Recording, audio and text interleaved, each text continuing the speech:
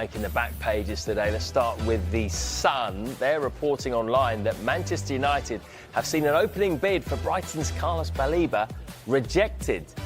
Ruben Amorim's side reportedly offered up midfielder Toby Collier in a potential part exchange deal, with Brighton looking for a fee in excess of the £115 million package they received for Moises Caicedo 2 years ago. I'm not sure they're going to get that, but let's see about that Baleba story.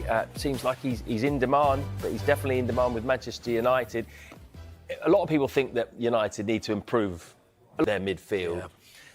Do you think Carlos Baleba is the solution? Are you a believer? I was waiting for you to say that. You had to say it. You had to say it. I am a believer. I really am. I mean, what I find fascinating is that the recruitment that Brighton do, the data-driven recruitment, how widespread their recruitment is, that they lose a player of the calibre of Moises Caicedo. They lined up Carlos Baleba as that replacement straight away, signed from Lille. Took a little bit of time to settle in at Brighton, but last season he was terrific. He's got the physicality to get around the pitch. He's exactly what everybody's talking about, what Manchester United need. Casemiro in the back end of his career. Last season, Christian Eriksen there again, back end of his career. They have got Manuel Ugarte, they have got Kobbie Mainoo as well, but it feels like a younger player who can get around the pitch in that defensive midfield area is what Manchester United, Ruben Amorim, is crying out in his system. And Jeff, you really, like, Bruno Fernandes is still the star man at United, despite the signings they've made.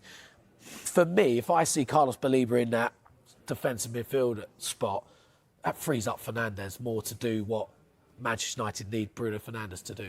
Yeah, absolutely. I think bringing him in would be exciting because it gives Fernandes a chance then to link up with all these new players that are coming in, and it just lets him be him. And I think it'd be a perfect fit. Because we see him drop back, chase far, a lot. Yeah. He does, doesn't he?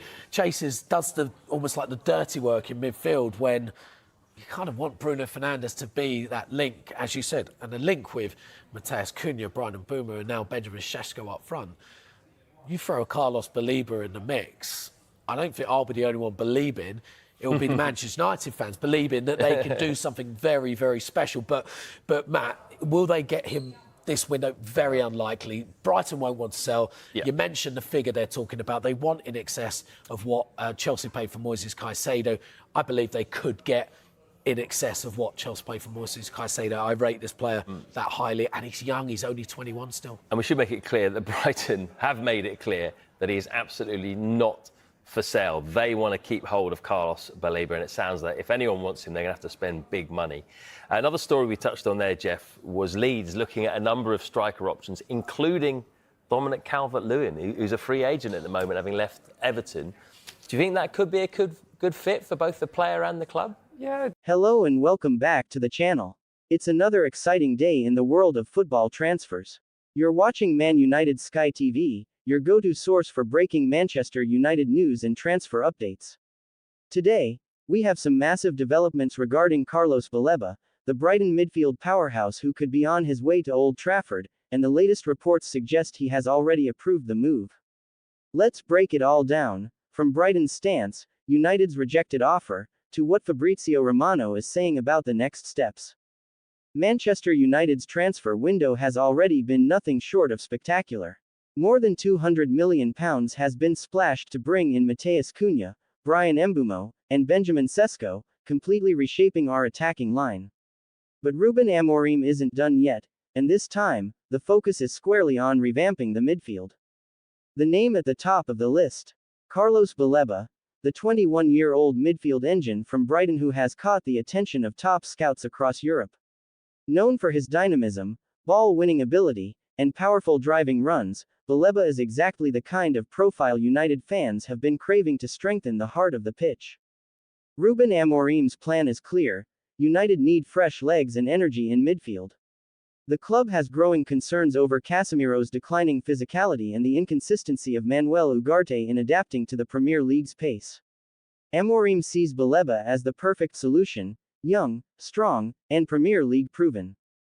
Baleba's stats from last season speak volumes: a remarkable number of recoveries per game, high passing accuracy under pressure, and the ability to break the lines with quick, forward-thinking passes. He also offers that defensive bite that's been missing when Casemiro is out of form. Now, here's where things get interesting. According to multiple sources, United have already made a first bid, and it included a player plus cash proposal. In that deal, Toby Collier, one of our academy midfield prospects, was offered as part of the package along with cash. But Brighton were not impressed. The Seagulls are famous for their hard negotiating stance, and once again, they've shown it. They rejected the proposal outright, and reports claim they've slapped a £105 million price tag on Baleba's head. That's right, they value him in the same bracket as Moises Caicedo when he left for Chelsea. Here's the breakthrough. Fabrizio Romano, one of the most trusted sources in the game, has reported that Baleba has approved the move to Manchester United. The player himself is said to be very keen on joining Ruben Amorim's project at Old Trafford. This is huge because player approval often plays a major role in pushing a transfer through. When a player makes it clear they want the move, the selling club's position starts to weaken, especially if talks continue. Romano confirms that new discussions are scheduled for this week between United and Brighton. United are expected to return with a second bid, and this time, it could be an all-cash offer, or at least a much-improved package, to tempt Brighton into negotiations. Brighton, however, are in no rush. They see Baleba as a crucial part of their plans for the season. The 21-year-old only joined them last year, and they believe his value could rise even further. Manager Fabian Herzler is reluctant to lose such a key player before the season starts, especially after already selling big names in recent years. Still, history tells us Brighton are willing to sell, for the right price. If United's second bid comes close to their valuation, expect things to move quickly. If United secure Baleba, it could be the final major piece of the summer puzzle. Amorim would then have the luxury of rotating between Baleba, Ugarte, Mainoo, Casemiro, and Bruno Fernandes in midfield, a mix of experience, creativity, and youthful energy. This move would also send a statement to the rest of the Premier League. United are building a squad to not just compete, but dominate.